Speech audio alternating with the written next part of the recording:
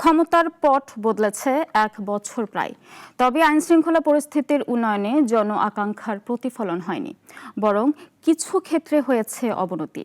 ফের নতুন করে আলোচনায় মব জাস্টিস শব্দ যুগল, কিন্তু অন্তর্বর্তী সরকার আইনশৃঙ্খলা নিয়ন্ত্রণে বরাবরের মতোই নমনীয়। তাই জনসাধারণের মনে প্রশ্ন, সরকারের কঠোর হতে বাধা কোথায়? গেল বুধবার মিটফোর্ড হাসপাতালের সামনে ভাঙাড়ি ব্যবসায়ী লাল চাঁদকে নৃশংসভাবে হত্যা করে একদল দুর্বৃত্ত।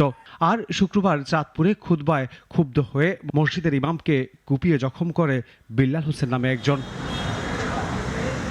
গেল মাসে মুরাদনগরে ধর্ষণ ও ভিডিও ছড়িয়ে দেওয়ার ঘটনায় ওঠে সমালোচনার ঝড়। মে মাসে বিশ্ববিদ্যালয় এলাকায় সাম্য হত্যা আলোড়ন তুলেছিল। টাঙ্গাইলে বারবার শোনা গেছে বাস ডাকাতির কথা।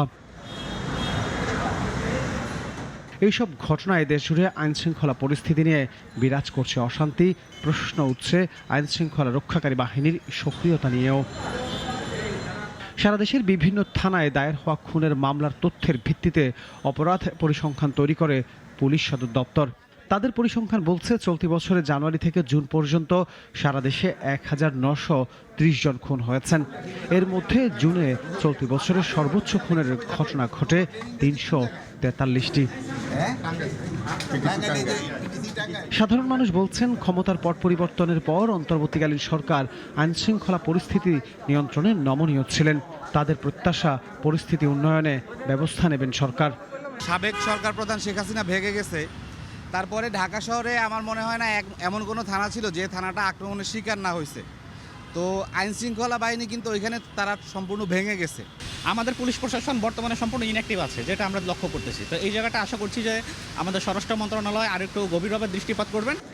অপরাধ নিয়ন্ত্রণ বা আইনশৃঙ্খলা পরিস্থিতি নিয়ন্ত্রণে কেন অন্তর্বর্তীকালীন সরকার কঠোর হচ্ছে না, এমন প্রশ্নে বিশেষজ্ঞরা বলছেন, রাজনৈতিক দলগুলোর অনৈক্যের কারণে অনেকটাই শক্ত পদক্ষেপ নিতে পারছে না সরকার।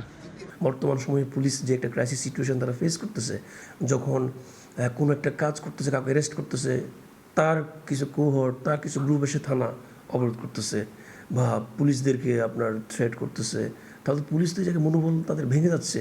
এই সরকার জুলাই গণ আন্দোলনের ভিত্তির উপর দাঁড়িয়ে আর আন্দোলনের পুলিশের সহিংসতার মাত্রা ছাড়িয়েছিল।